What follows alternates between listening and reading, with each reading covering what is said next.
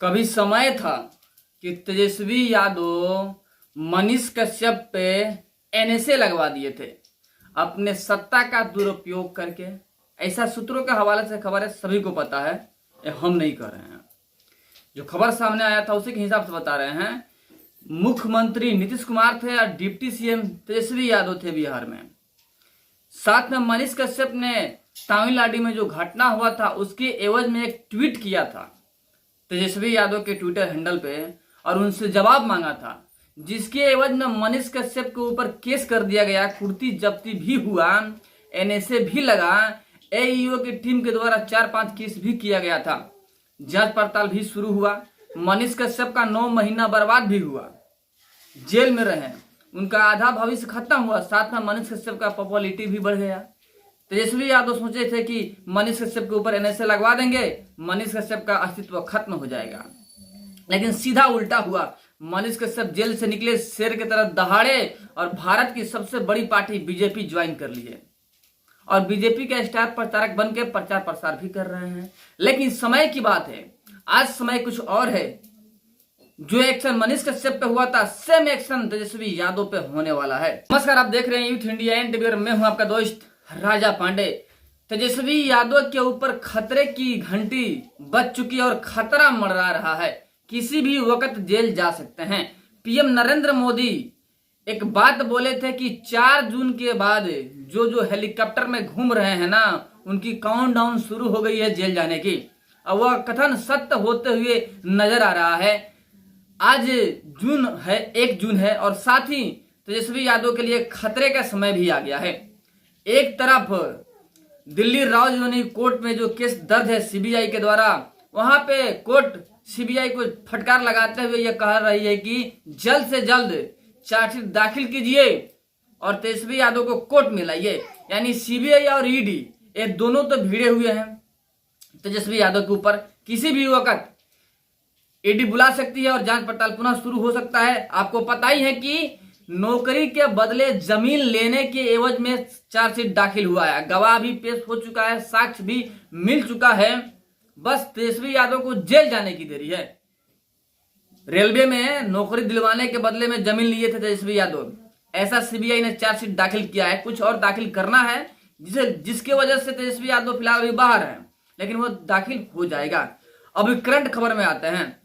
तेजस्वी यादव के IT cell के जो नेता हैं कार्तिकेय, उसने ट्वीट किया कि राज्य भवन में ईवीएम हैकरों को रखा गया है, जो कि गृह मंत्री अमित शाह जी हैं, उनके द्वारा भेजा गया हैकर है, ईवीएम हैकर है, जो कि राज्य भवन में रखा गया है।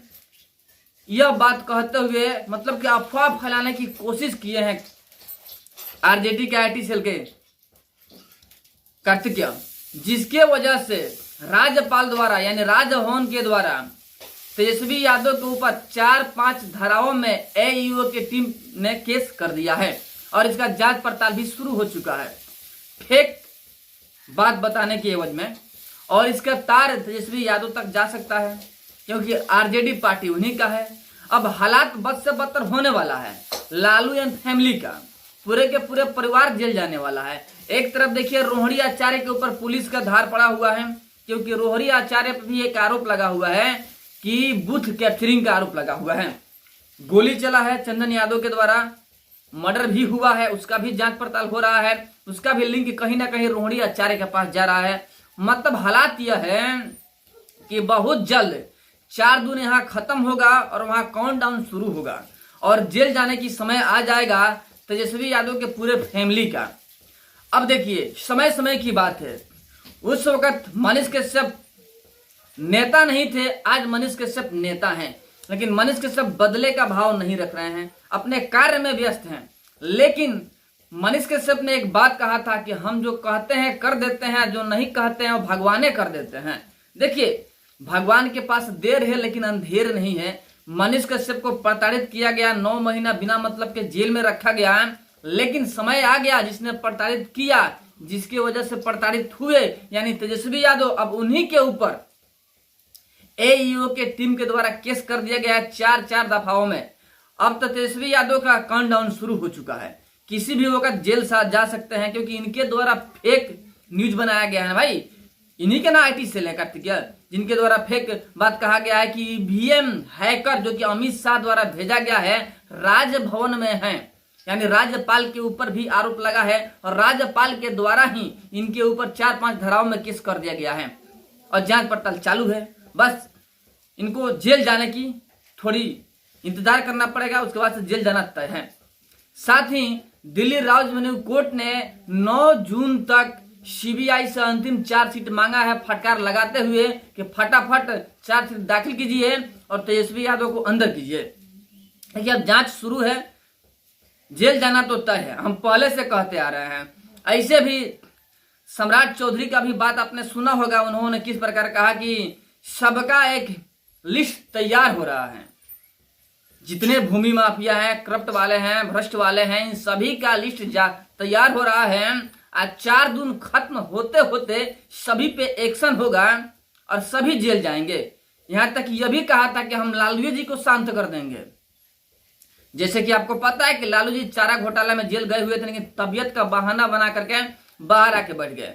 एक तरफ तेजस्वी यादव जी अपने कमर में चोट लगने का बहाना करके बेल्ट लगा लिए और बेल्ट दिखाते हुए प्रचार प्रसार कर रहे हैं कि इमोशनल वोट मिल जाएगा हमें, लेकिन पब्लिक को भी दिख रहा है कि क्या हो रहा है यहाँ पे, क्या घापालाबाजी हो रहा है, ये पब्लिक को दिख रहा है। पब्लिक उसी वजह से और उसी तरीके से वोट भी देगी, यानी मुंह पर कुछ और बोलेगी और पीछे जाके कुछ और करेगी।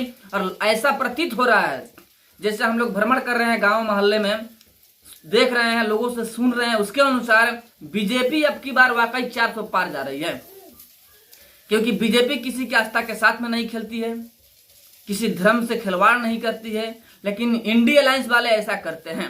देखिए इंडिया अलायंस वालों का एक और बात है, जब भी जहां से हारते हैं वहां ईवीएम पे आरोप लगाते हैं कि ईवीएम हैक हो गया, ईवीएम हैक करके यहाँ पे वोटिंग हुआ है, और जहां से जीतते हैं वहां नहीं कहते हैं कि ईवीएम हैक हुआ है। इंडिया अलायंस का पहले से ही, बहुत पहले से इन लोग का यही करतूत है कि जहां से हारेंगे वहां डायरेक्ट ईवीएम पे ही निशाना बनाएंगे कि ईवीएम को हैक कर लिया गया है, ईवीएम हटाइए, वॉलेट पेपर लाइए, क्योंकि वॉलेट पेपर आएगा तो नकली मोहर मार मार के अंदर जाएगा, यानी जिसकी लाठी उसकी भैंस होगी। और आपको पता ही है कि बिहार में किसकी लाठी किसकी भैंस है, यानी बाहुबल जितना है ना, बाहुबली लोग वो अपने अपने बदौलत लाठी के बल पे जाकर फटाफट फटाफट मारेंगे मोहर और वॉलेट पेपर डाल लेंगे और जीत जाएंगे। यही ये लोग सोच रहे हैं और इसी चीज का मांग कर रहे हैं, जबकि बीजेपी को पता है कि ऐसे पहले भी होते रहा है। आज से 70 साल तक ऐसे ही तक कर करके कांग्रेस जीतती रही है और भारत पर राज करती रही है, लेकिन अब वो समय नहीं रहा। डिजिटल दुनिया है, डिजिटल तरीका है, ईवीएम मशीन भी डिजिटल है, इसमें कोई घपालाबाजी नहीं हो सकता है, ईवीएम कभी है कि नहीं हो सकता है। लेकिन इंडिया अलायंस के जो नेता हैं उनकी मानसिकता यही है, वजह कि ये लोग पहले से ऐसे करते आए हैं ना भाई, वॉलेट पेपर के साथ में ऐसा खिलवाड़ करते आए हुए हैं, तो इसीलिए कहते हैं कि लोग जैसा होता है वैसा ही सोचता है। ये लोग हैकर हैं, मतलब कि जो पहले वॉलेट पेपर हुआ करता था उसको हैक करके, यानी कि नजरबंद करके, और बाहुबली नेता अपने लाठी के बल पे मोहर मार के जीत जाते थे, इसीलिए ऐसा ही सोच रख रहे हैं। बट इन जैसे नेताओं के बारे में आप लोग क्या सोच रखते हैं कमेंट में जरूर बताइएगा। और 400 पार मोदी जी लाएंगे कि नहीं लाएंगे बीजेपी को, ये भी कमेंट में बताइएगा। और तेजस्वी यादव को जेल जाना जरूरी है कि नहीं ये भी बताइएगा, और मनीष कश्यप के साथ में इंसाफ होना चाहिए कि नहीं ये भी बताइएगा। चलिए फिर मिलते हैं आपसे बड़े अपडेट और बड़े न्यूज के साथ में।